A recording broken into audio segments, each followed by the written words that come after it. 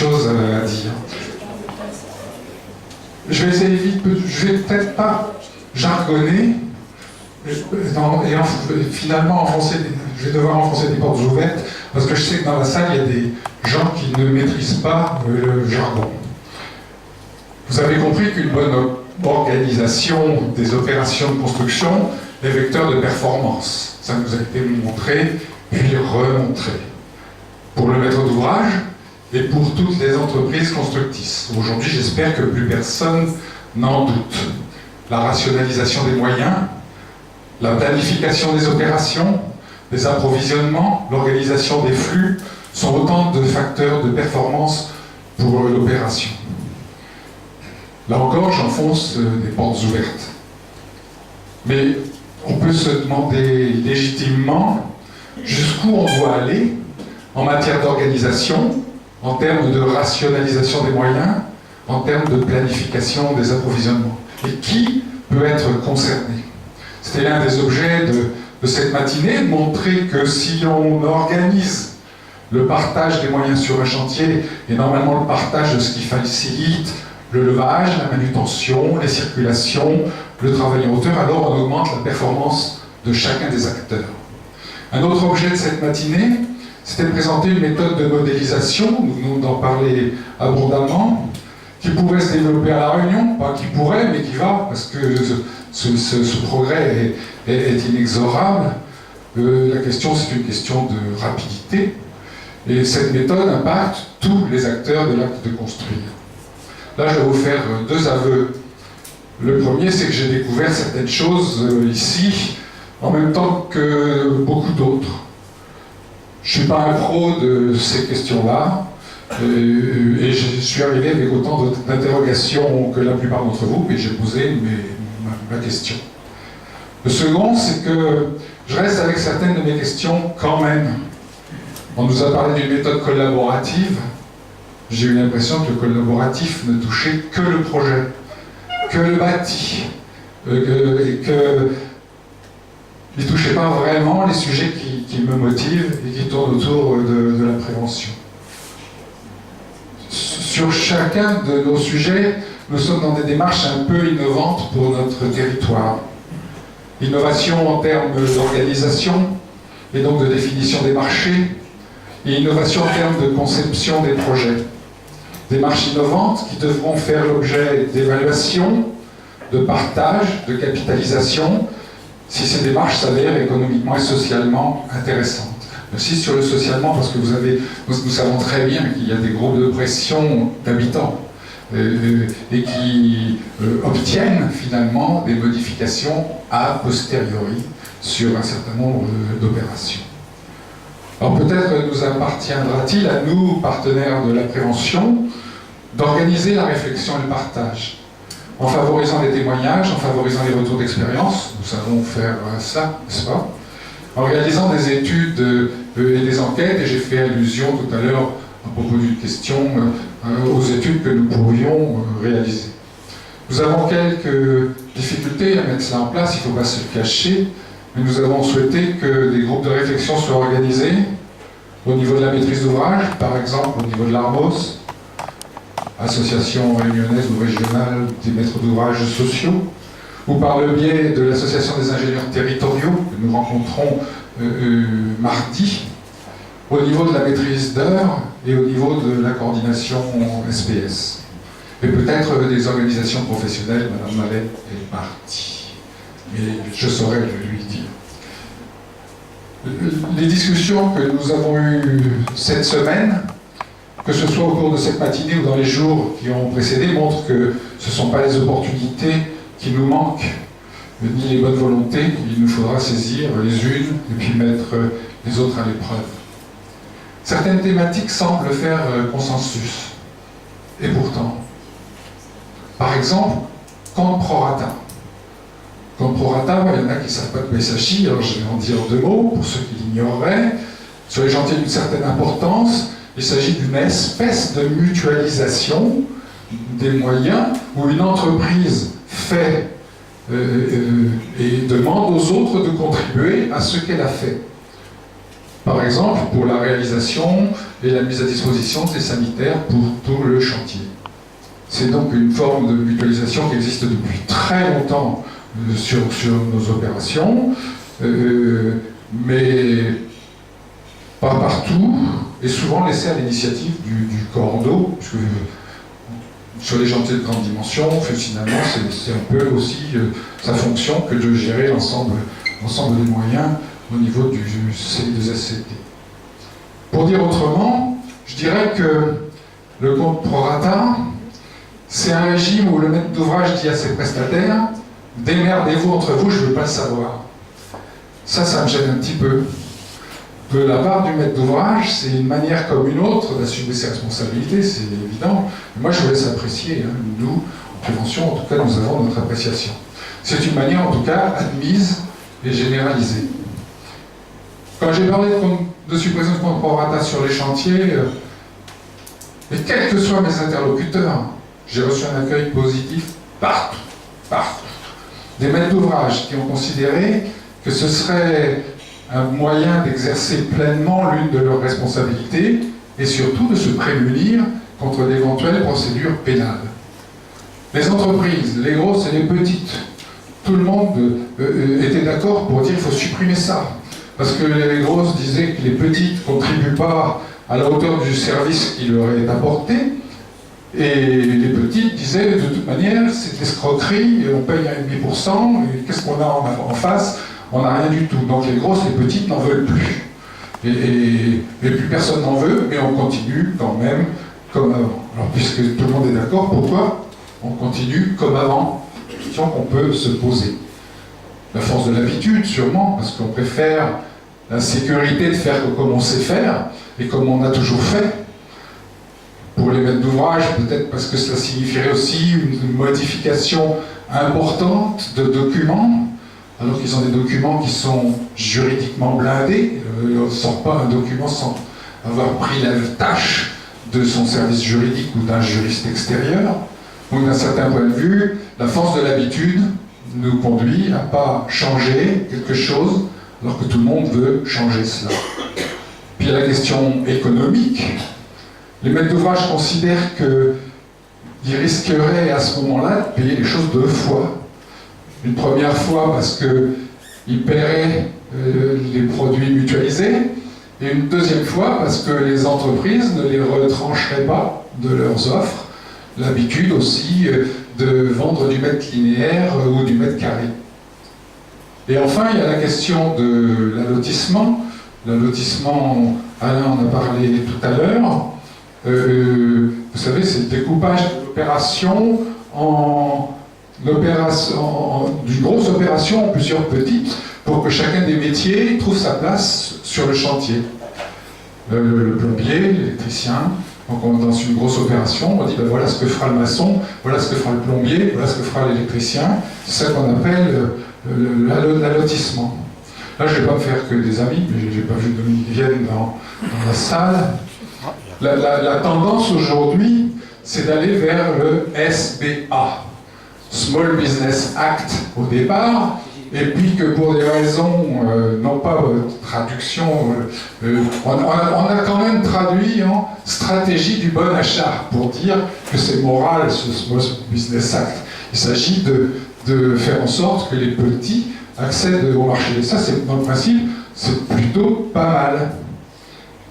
Mais la démarche que nous préconisons, elle peut plutôt apparaître comme allant dans la direction opposée, puisqu'il s'agirait sur une opération, la mutualisation, vous voyez, rien que le mot montre que nous voulons rassembler. La mutualisation des moyens de prévention pour une seule entreprise, ça serait probablement l'entreprise de gros œuvres sur le chantier, et elle prendrait alors une part de ce qui concerne les petites entreprises, et pire, ça pourrait lui donner un certain pouvoir sur les petites entreprises qui interviennent, même si elles ne sont pas sous-traitantes. Donc on voit bien, les lots que nous proposons, il a parlé, David, de méta-scalp, où on a parlé de lot zéro, ça va peut-être à l'encontre d'une dynamique aujourd'hui. Ou plutôt, moi je dirais, ça va à l'encontre de la mode.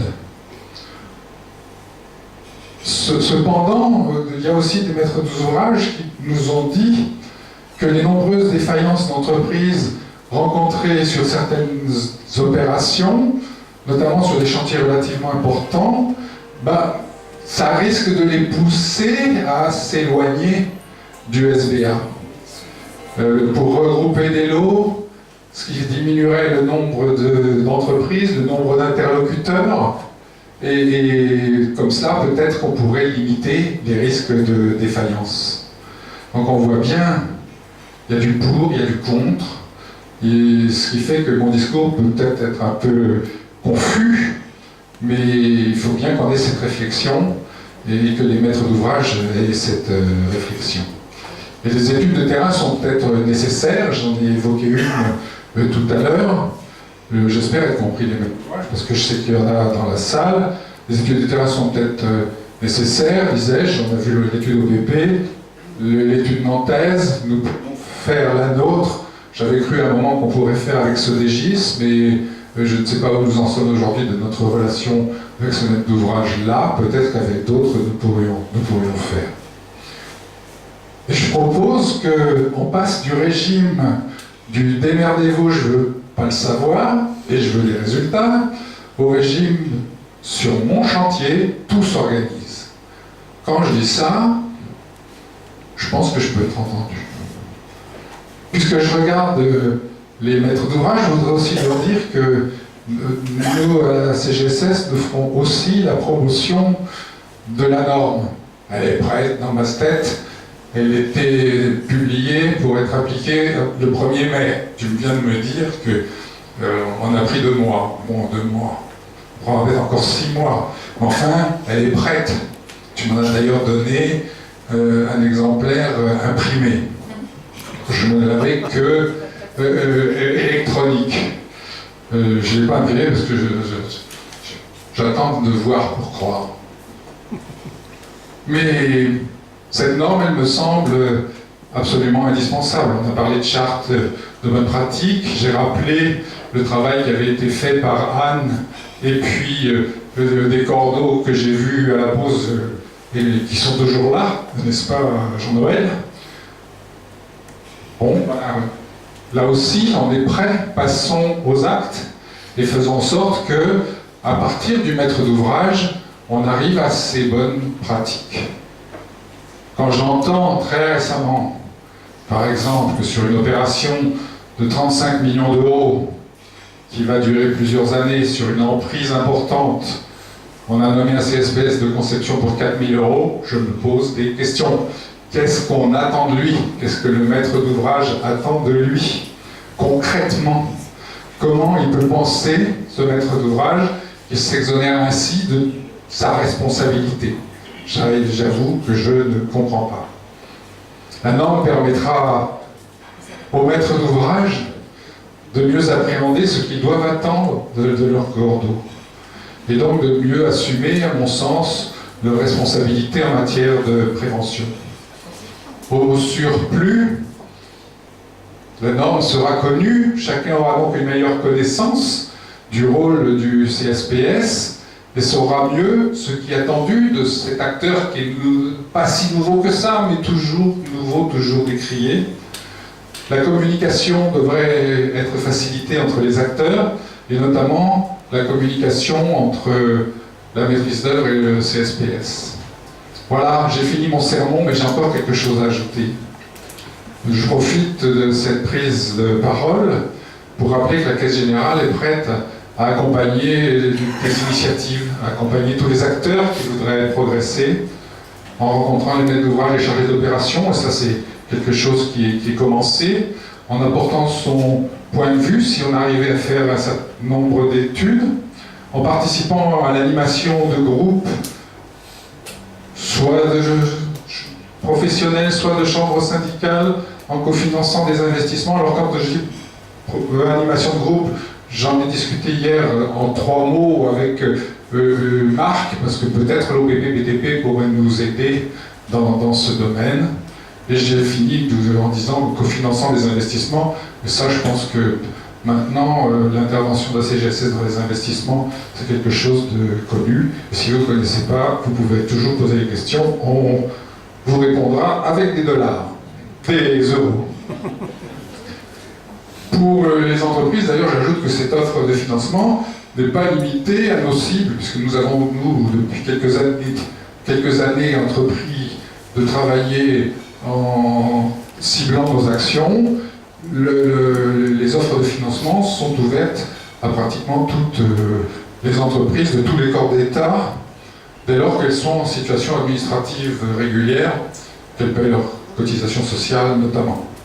Et puis qu'elles sont de petite dimension, pour la plupart de nos offres de financement, c'est pour les toutes petites entreprises. Enfin, et puisqu'il m'est donné d'intervenir immédiatement avant la clôture officielle de cette matinée et de toutes les autres manifestations de la semaine qualité de vie au travail 2016, et je ne suis plus dans mon rôle, mais je suis quand même dans mon rôle, je voudrais dire mes remerciements à tous ceux qui ont contribué à la réalisation de ces matinées, les vedettes, mais pas seulement, les organisateurs, nos hôtes, les intervenants d'ici ou d'ailleurs, et les petites mains anonymes que souvent on oublie. Je voudrais aussi dire que ces journées nous ont permis d'entrevoir de réelles pistes de progrès. Je vous ai dit tout à l'heure, mon premier aveu, c'était que je voyais pas tout. Bon, j'ai enlevé mes lunettes, j'ai encore moins, mais je pense que je vois quand même mieux. Et on a des pistes de progrès en matière de prévention, notamment pour les professions du BTP, qui sont des professions à risques avérés, ou hier les professions des soins, qui sont aussi des professions à risques avérés. On a des pistes de progrès réelles. Ces professions à risques avérés ont été au cœur de nos débats, et je finirai en disant que la CGSS de La Réunion essaiera de répondre à la limite aux attentes, à la limite à ses propres attentes pour faire progresser le groupe. En tout cas, on essaiera d'être à la hauteur de toutes ces attentes. Je vous remercie pour votre attention.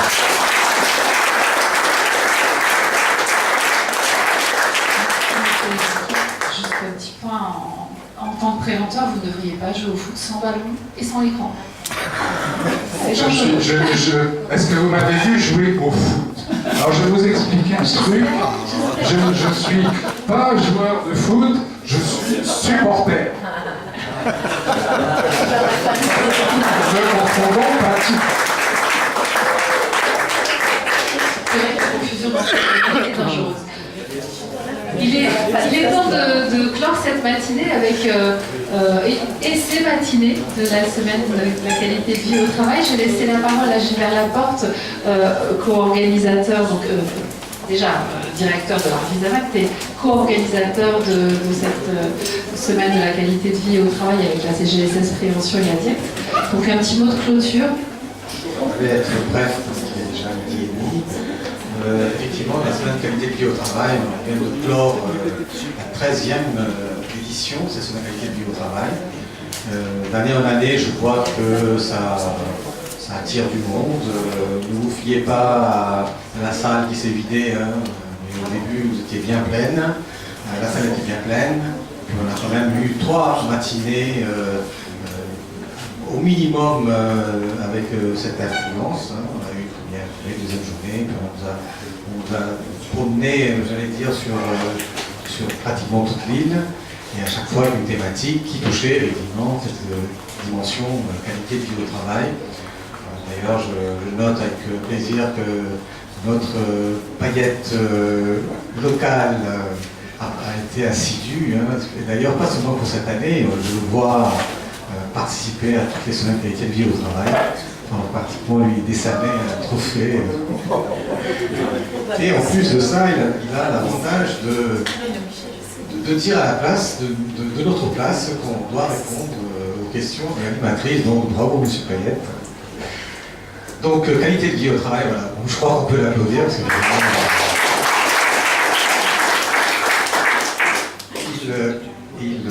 conceptualise rapidement, il énonce ça de manière très claire. Donc je pense que effectivement ça donne envie de continuer à travailler sur la qualité de vie au travail et tout simplement la qualité du travail. Par rapport à une question de notre animatrice et le PIB va-t-il aider à la qualité de vie au travail? Je dirais oui, parce qu'il participe à la qualité du travail.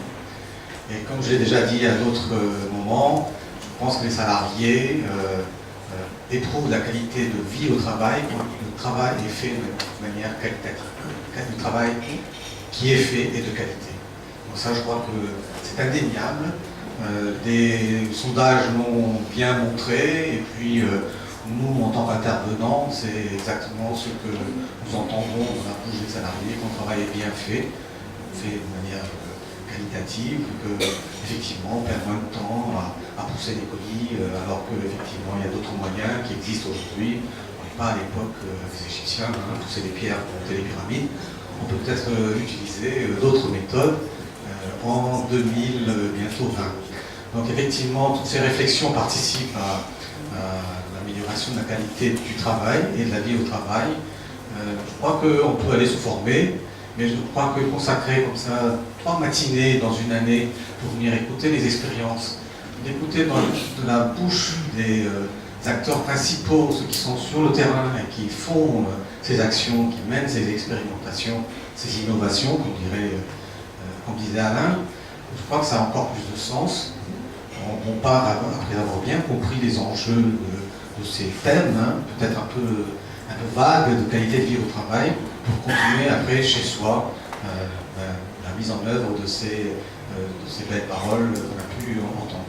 Voilà, donc vous voyez, c'est une manière pour vous dire rendez-vous est donné pour la 14e semaine de la qualité de vie au travail en juin 2017. Beaucoup de choses sont passées entre-temps, je pense, peut-être encore de nouvelles innovations, de nouvelles normes qui viendront pour guider, moins pour imposer, c'est ce que j'ai entendu également tout à l'heure par rapport à la norme concernant la coordination de chantier.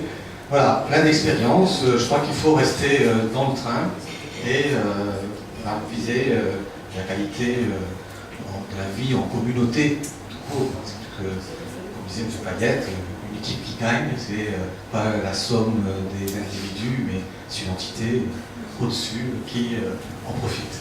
Je ne vais pas être plus long. Un dernier mot de remerciement. Alain m'a volé la vedette là-dessus, mais ça me permet d'aller très vite pour indiquer là du coup qui était derrière cette préparation. Bien évidemment les producteurs, État, CGSS, l'AFIS, mais on avait plein de metteurs en œuvre, pour rester dans l'image de la cinématographie, et donc je vais les citer. SysTBI, pas tous ceux qui y sont à SysTBI, mais SysTBI, nous avions également des intervenants de l'autre société de santé au travail, donc l'Intermetra. Nous avions, je vois RSI devant moi, mais il y avait également à nos côtés la Chambre de métier et d'artisanat, puis bien sûr les équipes de la DIECT, l'inspection du travail, les équipes d'Arvise qui ont à la fois animé les groupes de travail, préparé les choses qui sont données pendant ces 3 jours. Et puis je vais terminer par Madame Marjorie Mignot, qui nous accompagne depuis voilà, qui va devenir une spécialiste comme M. Payette à qualité de travail. Merci à tous, une dernière collation vous attend, et puis rendez-vous à très bientôt.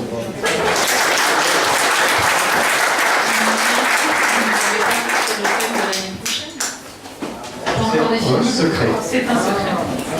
Rendez-vous l'année prochaine. Et bonne collation à tous.